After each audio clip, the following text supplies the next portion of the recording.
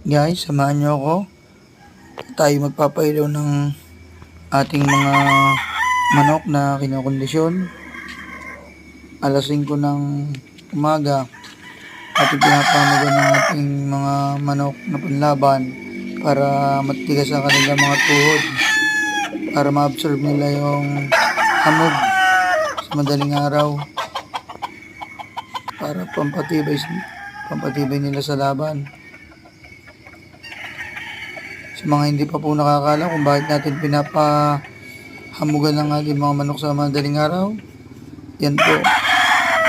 Ang importante po dyan yung hamog.